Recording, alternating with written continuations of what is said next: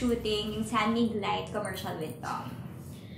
I love working with Tom. Kasi before, naka-work ko na rin siya sa The Reunion, yung project ng The Reunion. Parang kami yung bullies dun sa movie na yun. And dun pa lang, naging close ko na si Tom. Hindi ko siya talaga friend, pero nung naka-work ko siya, you know, he's such a fun person and very, I mean, he's a geek. Ang dami niyang alam, to the point na yun yung sinabi ko na mga molecules na ang lalim-lalim na pag nagkikwento siya or nag-explain siya, parang alam mo, parang feeling ko nasasabaw ko, parang grabe naman itong daming alam.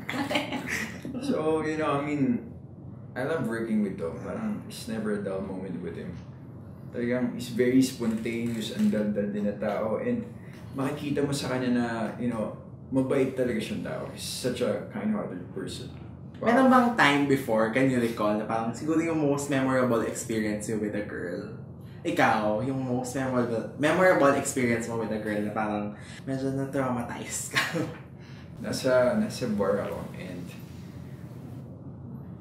we're international pa. Actually, she's from Malaysia. Grabe. Nag-visit lang siya dito. Mukha siyang Pinay actually. So, she's older than me.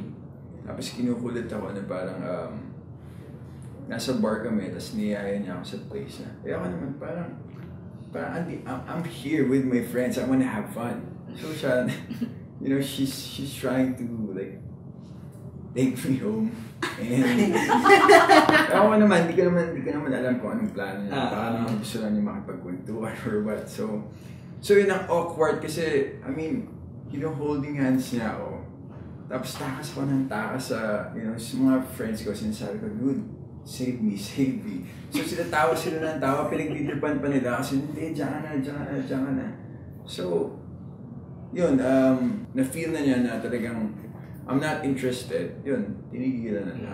Eh, ikaw naman, syempre gusto rin namang malaman ng pep stores kung ikaw, paano ang ginagawa mo, paano siguro ma-attract ang girls sa'yo. Kung may mga ganun ka rin ba? Well, sa umpisa, syempre, more on glancing. You know, like, you know, ganun, tingin, like, a little bit of flirting. And para sa akin kasi, flirting is like a daily habit. You know, syempre, di ba? I mean, it's a daily habit, like, makikipagtingin ka. But you have to know your limitations. You know, that's it, di ba? Parang, kayo for sure, di ba? Nakikipag-flirt rin naman kayo pagka may gusto kayong babae or lalaki, di ba? Like, by just staring, masasabi, oh, she's flirting with me. Oh, di ba? Parang gano'n. So, yun, so, yun number one. Yeah, number one. And, pag gusto mo talagang gumala or discard yan, small talk. You know, start with, you know, small talk. Like, pasundot-sundot lang. Pag feeling mo na, you know, sumasagot siya, hindi siya yung isang tanong, isang sagot. Siyempre, masama na, oh, interesado to, di ba? Okay, and then, doon ka na magtatanong ng medyo mga personal questions. Tapos pag sinasagot na naman niya, you know, get her number.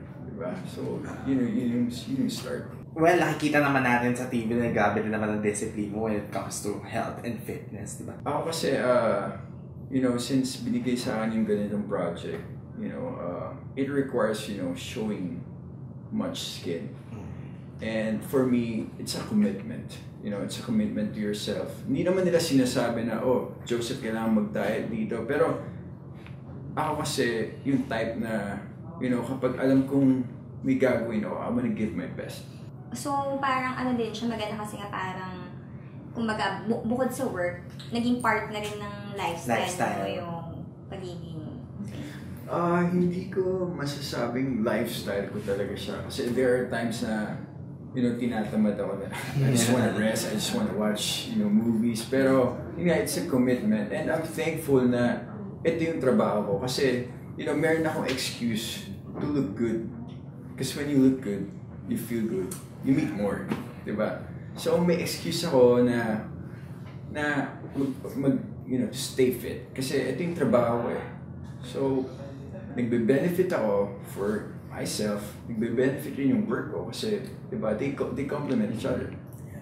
Ano lang tips mo for girls and guys na into yung mga ganyan, mga flirting and yung parang attracting or see if they like someone, parang paano maging smooth. Kaya ko naman sila pagbawalan kasi dumaan din naman ako sa stage yun. I mean, they can have fun, pero make it to the point na may limit. You know, I mean, huwag silang pakabaliw sa isang tao kung, di ba, nilalaro lang sila or what. At the end of the day, meron at meron para dyan sa'yo. You know, and, you know, just be responsible. You can have fun, just be responsible. And huwag nilang papabayaan yung mga bagay na importante sa buhay nila just because of this person. Kasi anytime pwede kang iwanan ito or, di ba? So, yun, parang just be smart and just do the right thing. Pero alam niyo ba, may mga times na natutorpe ako. Pero sobrang rare naman yan. Siguro pag sobrang gusto ko yung girl,